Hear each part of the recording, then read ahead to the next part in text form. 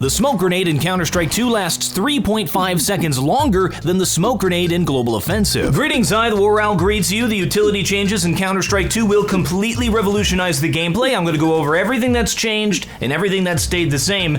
Stop posting this picture. It's not funny. Every nade inside of Counter-Strike follows the same trajectory, so you don't have to learn different arcs for the different nades. It's the same in Counter-Strike 2, so all your standing throw lineups are going to be the same. All of your pop flashes, it's going to be identical unless we have big map changes. There's a new feature in Counter-Strike 2 that allows you to preview where a nade will land before you throw it. It's a little bit janky and shaky right now, but I absolutely love this idea. This is just for practice servers when you're learning your throws or trying to find new ones. It's not in-game. My suggestion for improvements here is to obviously fix the shaky, but also once your smoke goes off, it'd be nice to have a zoomed out view of where it went off. The other thing that would be nice, but is kind of extra, would be some sort of an option to allow you to see where it would go if you used a jump throw. One thing I noticed when playing around with it is how big of a window you get for your jump throws. There was some controversy about CS2 not adding in a native jump throw bind. I think adding it in is a good idea since it's such a big part of the game, but from my calculations, you get a 200 millisecond window to hit your jump throw without a bind. That's definitely doable. Early on in Global Offensive, jump throw binds were banned in a lot of tournaments, but now they're pretty much ubiquitous. Jump throw binds do lower the skill ceiling, but in my opinion, the skill in Counter-Strike shouldn't come from memorizing intricate lineups. That's just busy work. The skill is knowing which lineup to use, when to use it, and how to play around it. The only exception to this, in my opinion, is people like Munacy who find insane uses for utility. Another huge difference here is that the maps have an open skybox. That means you can throw smokes from one side of the map to the other, actually corner to corner. In practice, you can throw smokes from anywhere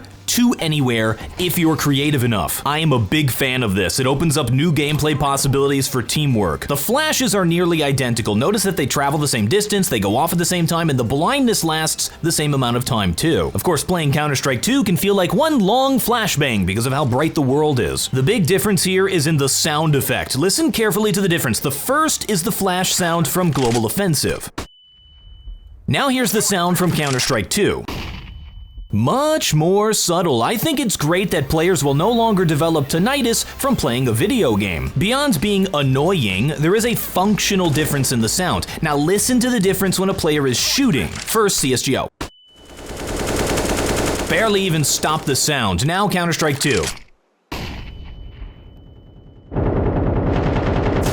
It takes a while before you can hear it again. I'm just testing this with my first-person shooties. I'd like to test it with another player, but exactly 0 of my non-content creator friends got access to the beta. In my opinion, the flashes in Global Offensive have always been a little bit too weak. It was a little bit stronger in other versions of Counter-Strike. One thing that I've seen multiple people report is that flashes in video games can trigger migraines in people with certain disorders. An idea that I saw thrown out there was an accessibility feature called Flash Dark Mode that switches the white to black. Here's what it would look like. Let me know what you think about this one. I'm all for accessibility features as long as it doesn't mess with the gameplay for everyone else, and I fear that using this would be the optimal way to play, so everyone would do it, and then the game would just look stupid. Smokes are completely different, and thank goodness, because they're the one thing that was the most broken in Global Offensive. In Global Offensive, smokes pop sooner. How embarrassing. But in CS2, smokes last longer. The Chad CS2 versus the Virgin Global Offensive. Because of the added ability to create holes in the smokes by shooting them and the ability to clear smokes with nades, a lot of people feared just looking at the trailers that smokes were now nerfed.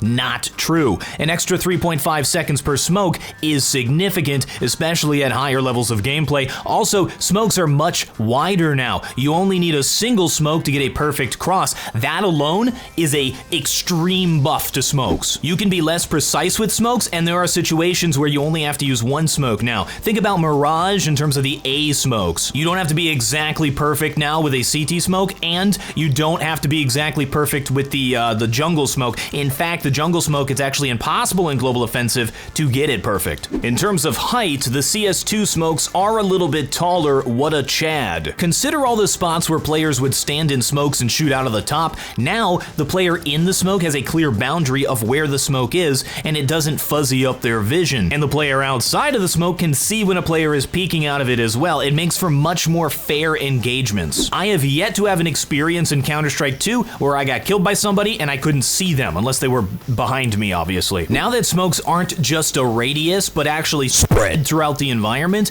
they can be used in some crazy ways. In Global Offensive, the smoke here gives you a little one-way angle underneath. Throw the same smoke in Counter-Strike 2 and it fills the entire mid to B gap. Now, I've found while playing that the shooting holes mechanic isn't as pronounced as we thought it was going to be, which I think is a good thing. It looks like it's only really effective when shooting through the sides of the smoke. You also can't create holes when shooting from inside of the smoke. Now, they say they fixed a glitch where the holes were based on the view model, but it still happens for me. In my opinion, I think the holes should line up with the vision of the player. The view model and the gun model are just flavor. They're visual. Counter-Strikers actually shoot lasers out of their foreheads. Certain smokes are not going to work anymore, like the hinge smoke, but we'll probably find new smokes to utilize the new mechanics over time. I'd like to go find them, but I am so sick of Dust 2. Decoy grenades last 3.5 seconds longer in Global Offensive than CS2, so we have a decoy grenade nerf. Oh no.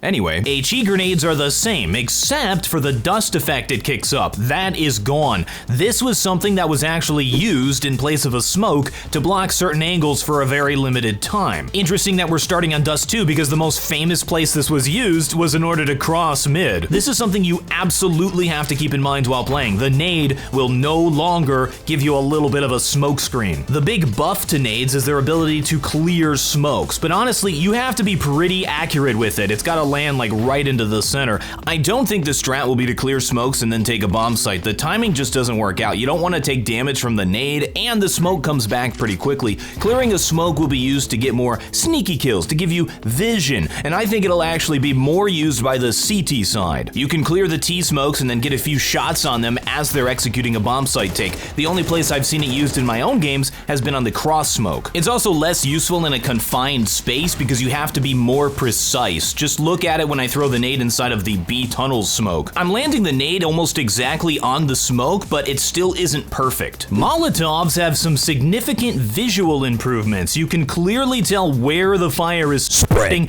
and where the fire has spread after it clears. Counter-Strike 2 seems to be trying to do away with clear decals, or at least the need for clear decals, using some of that Valve attention to detail. All evidence of a Molotov disappears over time. Also, check out the liquid effect in the bottle. Goodness me, that's sexy. At first, it looked like CS2 Molotovs cleared faster. I tested it by damaging myself, but the timing was the same. Looking closer, it appears that the new Molotovs more accurately depict what is actually happening. The fire effect clears when it no longer does damage. When back in Global Offensive, you could run through the fire effect at the end of it and take no damage. It seems like the mantra of Counter-Strike 2 is, what you see is what you get. Hit reg is better, smokes make sense, Molotovs make sense, visibility is improved. The more I play this game, the more I'm falling in love with it. I'm just not used to the movement yet. I really do think that's the main thing they need to work on. I have no idea what that would look like though. Do Molotovs kill you at the same speed? Close enough. Thank you folks very much for watching. I'm TheWarOwl and I still have no closer.